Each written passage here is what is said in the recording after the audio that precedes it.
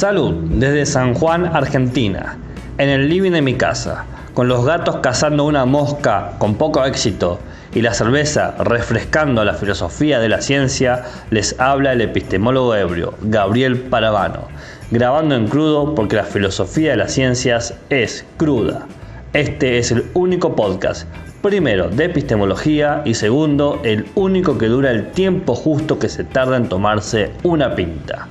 En este encuentro tenemos como problemática la saga de Darwin, el poeta de la naturaleza, parte segunda. ¿Para qué buscar especies nuevas si ya tenemos suficientes? O la teología natural y el mecanicismo.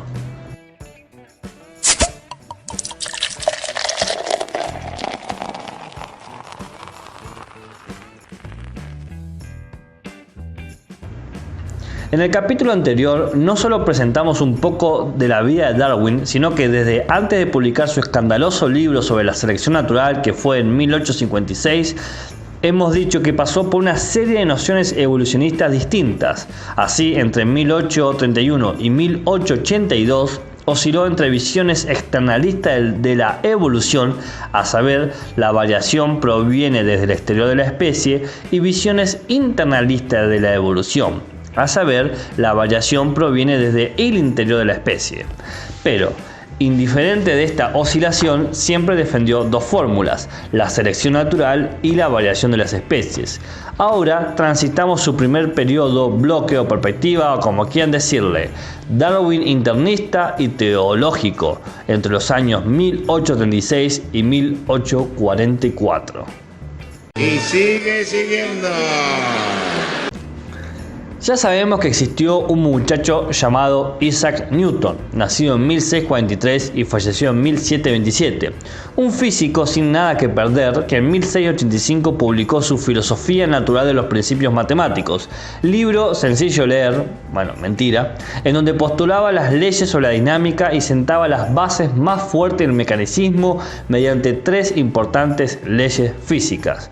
Primero, ley de la inercia, mi favorita, que dice así: todo cuerpo preserva su estado de reposo o movimiento rectilíneo uniforme, a no ser que sea obligado a cambiar su estado por fuerzas impresas sobre él.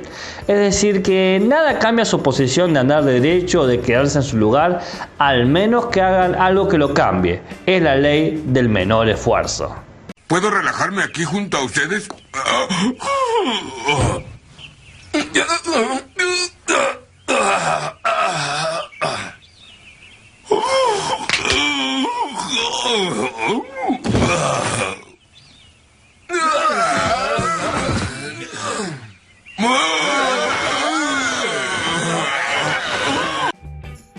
2. Ley de la fuerza, que dice así: el movimiento es igual a la masa del cuerpo y de su aceleración.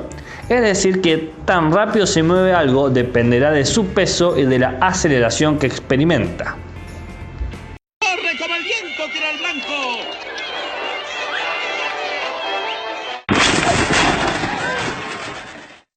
3. Ley de acción y reacción.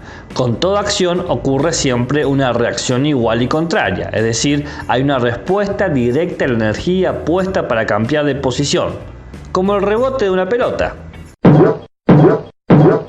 El funcionamiento de las leyes de inercia, fuerza y reacción presuponen, para cumplir sus principios dinámicos, a una energía que los contiene, la mágica energía de la gravedad. Este postulado supone que primero las energías gravitatorias son siempre atractivas, que no es algo sexual, sino simplemente que los cuerpos se atraen por su masa, por su peso si quieren. Segundo, su alcance es infinito. ¡Al infinito y más allá!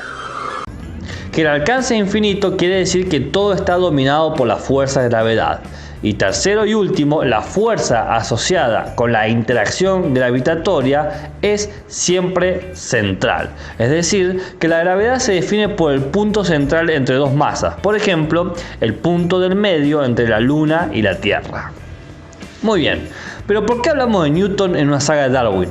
¿Acaso el epistemólogo ebrio se pasó de copas? Bien, Una cosa no quita la otra, pero tampoco la supone, porque estas leyes y este postulado de la energía mágica llamado gravedad,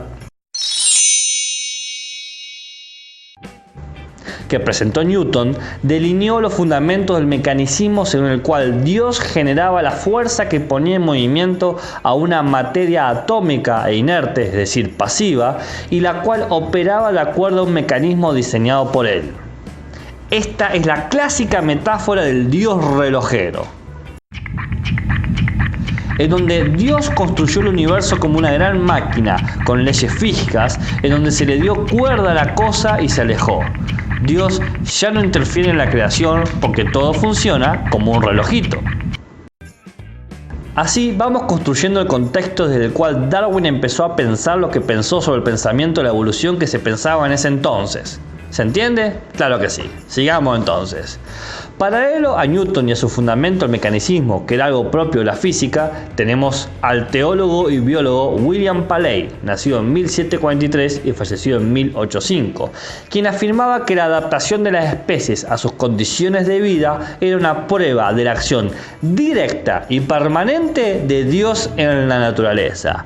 Es decir, que los organismos se encuentran perfectamente adaptados a su entorno gracias a un designio divino. Es más, él fue quien acuñó el término de Dios relojero. La idea aparece en la siguiente cita de Paley. Dios podría haberlo hecho sin la intervención de instrumentos o medios, pero es en la construcción de instrumentos, en la elección y adaptación de los medios, que se ve una inteligencia creativa. Es esto lo que constituye el orden y la belleza del universo. Dios, por lo tanto, se ha complacido en prescribir límites a su propio poder y trabajar su fin dentro de esos límites. Nunca se conoció un reloj hecho, simplemente, por el principio del orden. Ni siquiera puede formarse una idea de lo que se entiende por un principio de orden, distinto a la inteligencia del relojero. En base a estas consideraciones y sus estudios en Latinoamérica, Darwin comenzó a pensar en que el fenómeno de la adaptación de las especies obedecía a una ley que excluía la intervención divina. Ojo al piojo, excluir la intervención no es excluir a Dios en la ecuación total, sino que se supone otro tipo de participación divina.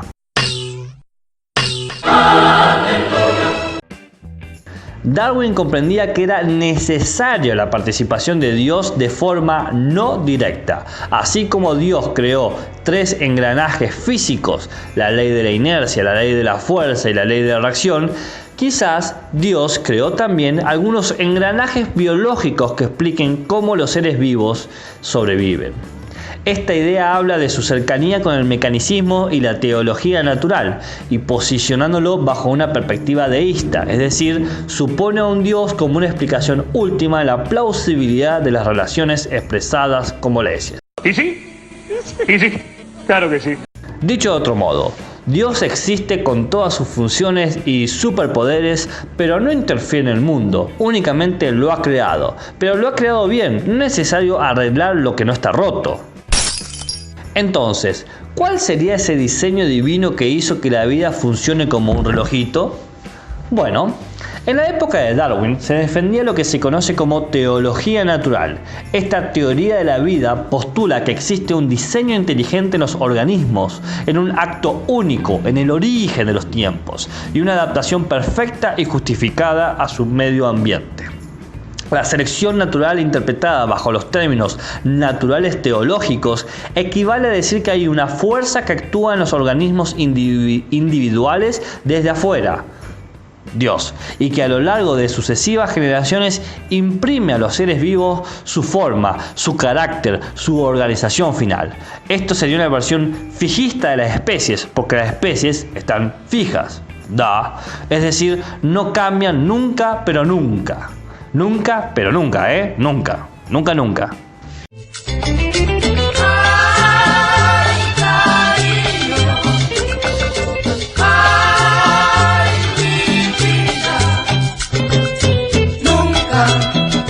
Pero nunca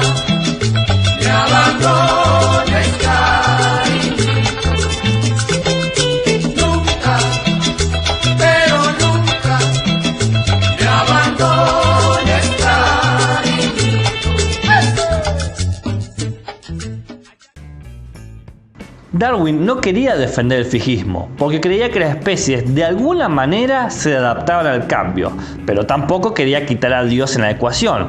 Así que comenzó a pensar en una teoría de las especies que tuviese una lógica similar a la newtoniana. Un acto original de creación de una ley universal y absoluta que no necesita a Dios en la acción cotidiana y que permite regular las futuras adaptaciones de los seres vivos. Aquí la clave está en la palabra regular. I am not regular. I will not give you regular.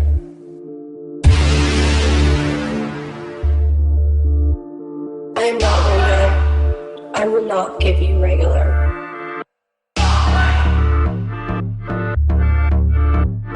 I am not regular.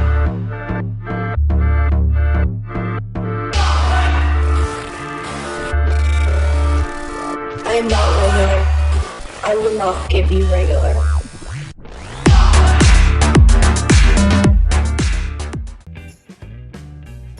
Aquí la clave está en la palabra regular.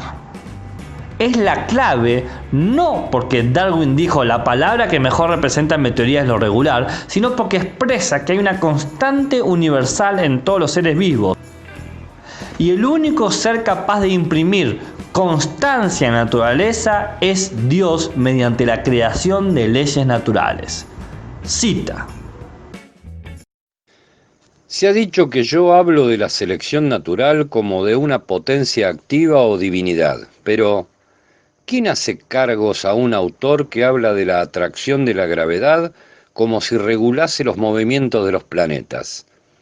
Todos sabemos lo que se entiende e implican tales expresiones metafóricas, que son casi necesarias para la brevedad. Del mismo modo, además, es difícil evitar el personificar la palabra naturaleza, pero por naturaleza quiero decir solo la acción, el resultado totales de muchas leyes naturales, y por leyes, la sucesión de hechos en cuanto son conocidos con seguridad por nosotros. Darwin está andando por una cuerda entre el orden expresado por lo divino y el azar expresado por el cambio de las especies, y metiéndose entre los problemas del equilibrio y desequilibrio, el determinismo e indeterminismo, la materia y la mente, lo cual generará más controversia de lo que él hubiese imaginado. Para resolver esta sutil relación entre un Dios presente pero que no interviene constantemente, le vendrá como anillo al dedo un libro publicado en 1830 titulado Principios de Geología, que Darwin va a leer en su viaje al bordo del Beagle. Este libro fue escrito por el abogado y geólogo británico Charles Lyell, nacido en 1798 y fallecido en 1875, quien ese mismo libro postuló la teoría del equilibrio dinámico, en donde la historia de la Tierra se rige por un ciclo constante de creación y destrucción. Este ciclo no es catastrófico, en donde un día se crea abruptamente algo,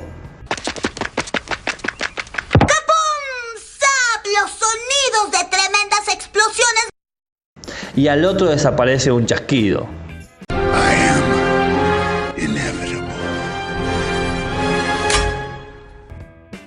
Sino que es un ciclo uniforme. En palabras del Lyell.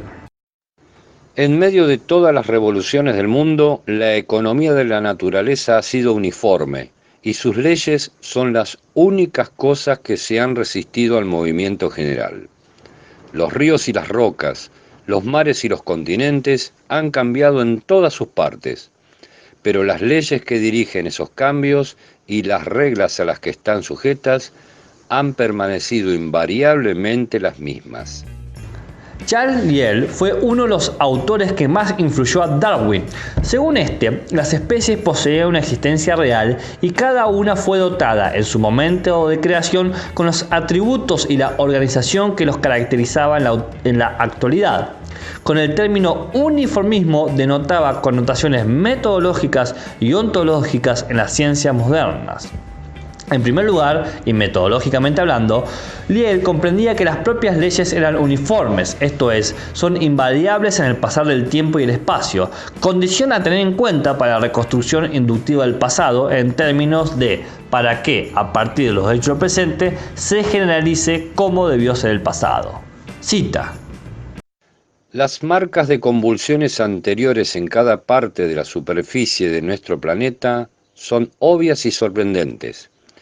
Si alguna vez se reconocen estas apariencias, parece natural que la mente llegue a la conclusión no sólo de los poderosos cambios en épocas pasadas, sino de periodos alternos de reposo y desorden. De reposo cuando los animales fósiles vivieron, crecieron y se multiplicaron. De desorden cuando los estratos en los que fueron enterrados se transfirieron del mar al interior de los continentes y entraron en cadenas de alta montaña. En segundo lugar, y ontológicamente, se pone en juego la hipótesis sobre la evolución de la Tierra, teoría que se la denominó gradualismo, ya que supone una lenta tasa de cambio que sucede en el planeta, es decir, los fenómenos de grandes escalas, por ejemplo, una montaña, un continente, un río, etc., son el producto de innumerables cambios insensibles que han ido operando en grandes lapsos de tiempo. Así, para Lyell, el planeta está sometido a un proceso de transformación gradual e imperceptible, gestionado por fuerzas de acción y reacción, y, a consecuencia de estos cambios, las especies menos adaptadas serán eliminadas para ser reemplazadas por otras, pero por otras creadas por Dios, en un perfecto ajuste de los cambios. Cita. Pero si en otra época suponemos una continuación de la misma agencia, podría haber una refrigeración tan grande de la temperatura media en todas latitudes que casi ninguna de las razas de animales preexistentes sobrevivirían, y, a menos que le complaciera al autor de la naturaleza que el planeta debería estar deshabitado, las nuevas especies serían sustituidas en la habitación de los extintos. Por lo tanto, no deberíamos inferir que periodos iguales de tiempo siempre son acompañados por una cantidad igual de cambio en la vida orgánica.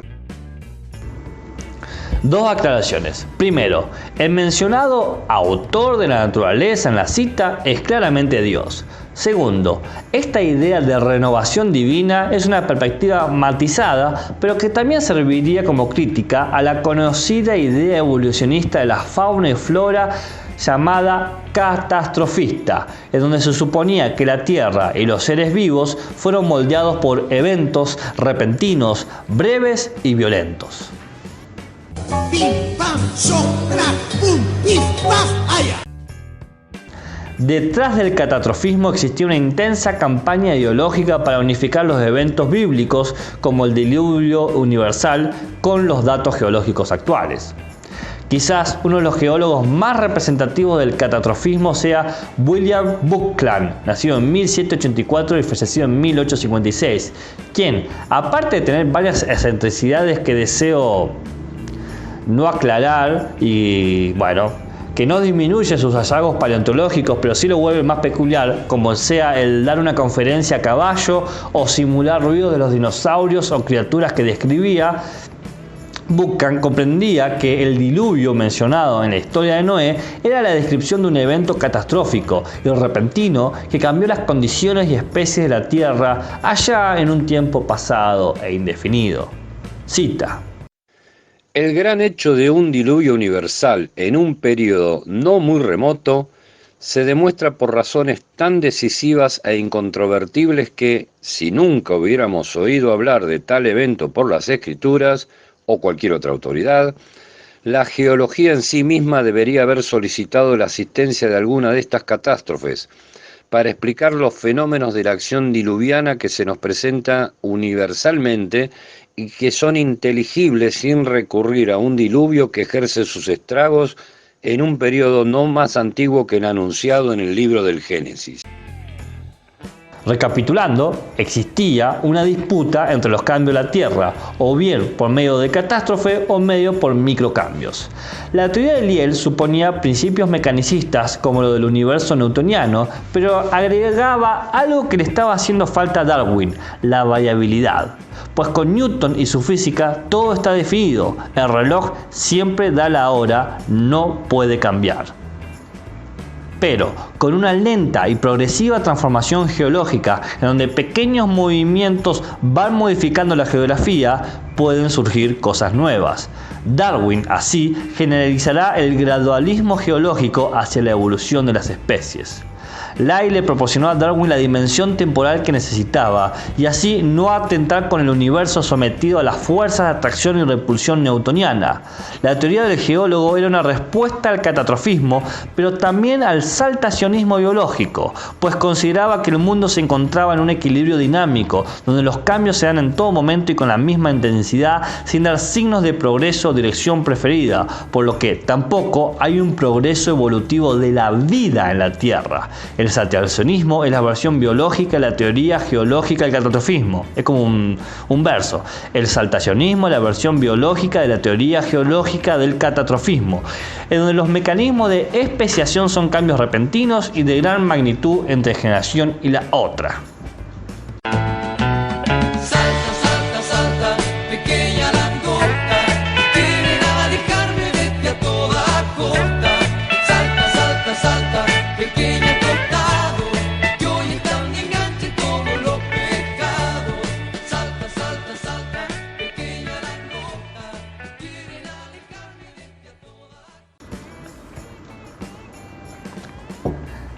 Darwin rechazó la interpretación de Lay de que los seres vivos eran reemplazados por otros mediante la creación continua de Dios.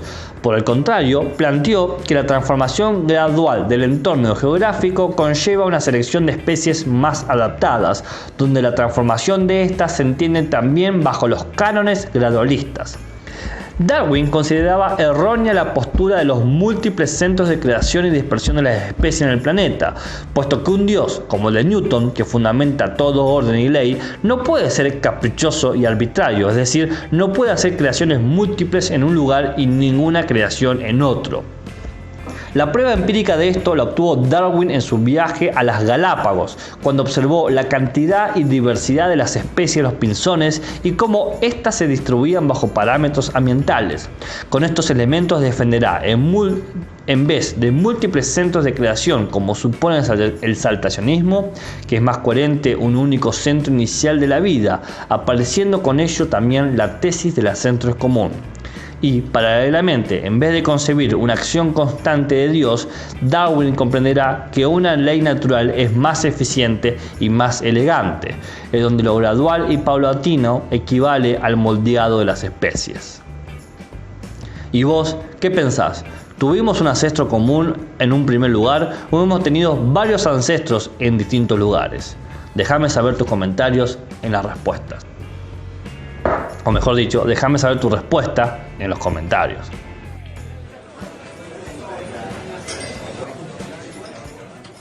Pasemos ahora a la siguiente sección. Camarero, una cañita para llevar. Una sección de propaganda desvergonzada que nunca debe ser escuchada por aquel que aprecie su tiempo. Primero, te tiro data la información que usé para esto. Los libros de Mayer, Darwin y el darwinismo, una larga controversia, Kitcher, el avance de la ciencia, ciencia sin leyenda, objetividad sin ilusiones, el texto de Lay de 1830, principios de geología como un intento de explicar los cambios anteriores de la superficie de la Tierra por referencia a las causas que están en funcionamiento. El libro de Paley, su texto de 1809, Teología natural o evidencia de la existencia de atributos de una deidad. El de Buckland, el texto de 1820, La conexión de la geología con la religión aplicada. Y por último, los textos de Darwin, La selección natural, En encuentro con el general Rosas, El origen de las especies y el origen del hombre. Segundo, ¿sabes qué más podés oír por iVoox, Spotify y iTunes? Bueno, aquí te tiro una publicidad genial. Bueno, sigo sin publicidades. Si saben de algo de divulgación, avisen, así lo ponemos en esta sección. Tercero, ¿qué te pareció el episodio? ¿Una genialidad? ¡Vamos! Entonces te invito a que lo compartas con un buen amigo, una buena amiga, es totalmente gratis y a mí me dan ánimos para seguir. Oh, ¿te pareció una porquería? Entonces, qué mejor oportunidad para compartirlo con un buen amigo, un buen enemigo, un acto pasivo-agresivo, diciéndole, lo escuché, pensé en vos, no te lo puedes perder. Es la mejor venganza, una venganza gratis para estas navidades. Y a mí me dan ánimos para seguir. Además, puedes encontrarme en el blog principal educacionparajovenes.wordpress.com. En Facebook aparecemos como facebook.com/educarhumanidades. De igual manera, estamos en Instagram como instagram.com/educacionparajóvenes y en Twitter como Educación para Jóvenes Epistemología por Audio. Para escucharnos primero que todo, estamos en iVoox, iTunes y Spotify, siempre como Educación para Jóvenes Epistemología por Audio. Déjame tus comentarios, tus insultos, tus colores, tus stickers. Salud y buenas ciencias. Salud y buenas rutas hacia las ciencias para todos ustedes. No comprendo por qué el mundo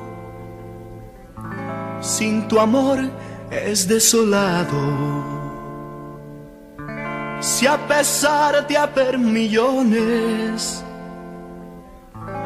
yo me siento abandonado.